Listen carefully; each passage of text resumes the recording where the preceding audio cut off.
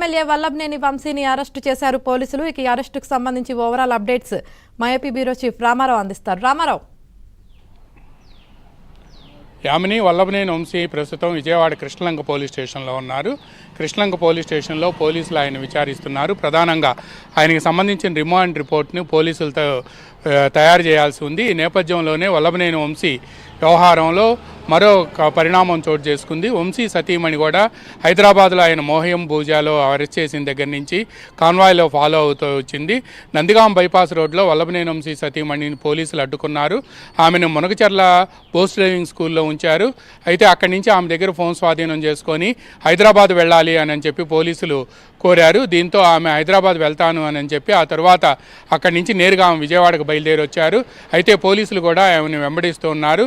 ముఖ్యంగా వల్లభనేని వంశీని తెలుగుదేశం పార్టీ కార్యాలయంపై 2023 ఫిబ్రవరి 20వ తేదీన ఏదైతే తెలుగుదేశం పార్టీ కార్యాలయంపై దాడి జరిగిందో ఆ దాడి కేసులోనే వల్లభనేని వంశీ ప్రస్తుతం యాంటిసిపేటరీ బెయిల్ కోసం హైకోర్టులో విచారణ జరుగుతుంది. ఈ నేపథ్యంలోనే అసలు ఈ దాడి కేసులో కంప్లైంట్ చేసిన సత్యవర్ధన్ ఆ కంప్లైంట్ను విత్డ్రా చేసుకుంటున్నట్టు విజయవాడలో మరికొందరు బెయిల్ పిటిషన్పై విచారణ జరుగుతున్న సమయంలో 2 రోజుల క్రితం విజయవాడ అంటే మంగళవారం నాడు విజయవాడ కోర్టుకు వచ్చి అతను కంప్లైంట్ విత్డ్రా చేసుకున్నాడు. పైగా తను ఎవరు కులం పేరుతో దూషించలేదని ఆ రోజు పోలీసులు తెలుగుదేశం పార్టీ కార్యకర్తల ఒత్తిడి వల్లనే తాను ఈ కేసులో ఈ విధంగా ఫిర్యాదు చేయాల్సి వచ్చిందని, అసలు ఆ ఫిర్యాదుతో తనకు సంబంధం లేదు అని చెప్పి స్టేట్మెంట్ ఇవ్వడంతో ఇది మొత్తం కూడా గందరగోళంగా మారింది. ఈ కేసులో సత్యవర్ధన్ కోర్టుకు వచ్చి తన ఫిర్యాదును వెనక్కి తీసుకోవటం ఒక ట్విస్ట్ అయితే, ఈ కేసులో మరో కీలకమైన పరిణామం ఏంటంటే ఇదే సత్యవర్ధన్ని వల్లభనేని వంశీ అనుచరులు కిడ్నాప్ చేసి అతన్ని బెదిరించి అక్కడికి నేరుగా కోర్టుకు తీసుకువచ్చారు అనేది ప్రధానమైన అభియోగంగా ఉంది. ఎప్పుడైతే సత్యవర్ధన్ ఆ కంప్లైంట్ను విత్డ్రా చేసుకున్నాడో దీంతో తెలుగుదేశం పార్టీకి సంబంధించిన కార్యకర్తలు కానీ సోషల్ మీడియా వాళ్ళు కానీ తీవ్రంగా స్పందించారు. ఎవరు అధికారంలో ఉన్నారు, ఎవరు కంప్లైనెంట్లను మేనేజ్ చేస్తున్నారో చూసుకునే పని ప్రభుత్వానికి లేదా, ఆ మాత్రం కూడా ప్రభుత్వానికి కనీస ధర్మం లేదా అని చెప్పి కూడా టీడీపీ కార్యకర్తలే సోషల్ మీడియాలో హోరెత్తించారు.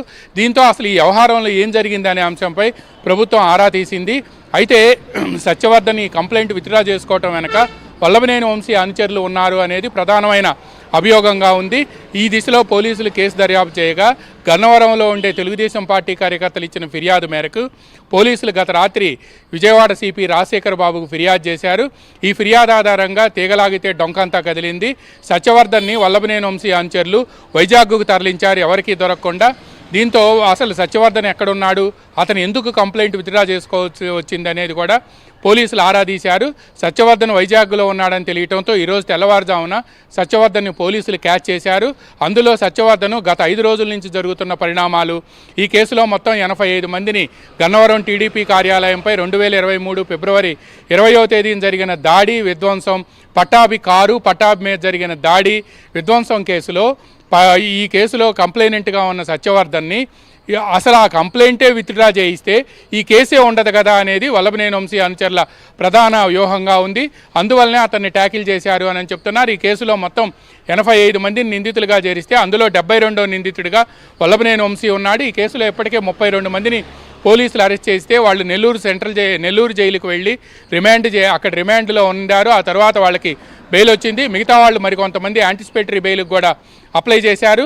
విజయవాడ కోర్టులో ఎస్సీ ఎస్టీ కోర్టులో దీనిపై విచారణ జరుగుతున్న సమయంలోనే 2 రోజుల క్రితం సత్యవర్ధన్ దీన్ని విరమించుకున్నారు. ఇప్పుడు సత్యవర్ధన్ని ఈరోజు తెల్లవారుజామున పోలీసులు క్యాచ్ చేయటంతో అతను అసలు ఈ 5 రోజుల నుంచి ఏం జరిగింది, ఎందుకు ఇతను ఈ కంప్లైంట్ విత్డ్రా చేసుకున్నాడు అనేది పోలీసులు ఇప్పుడు అతని నుంచి సమాచారం రాబడుతున్నారు. అతన్ని కూడా విజయవాడ తీసుకొస్తే ఈ కేసు మొత్తం కూడా పెద్ద మలుపు తిరిగే అవకాశాలు కనిపిస్తున్నాయి. అయితే వల్లభనేని వంశీకి బెయిల్ తీసుకునేందుకు ఆయన న్యాయవాదులు కూడా ఇప్పటికే వాళ్ళు ప్రయత్నాలు చేస్తూ ఉన్నారు.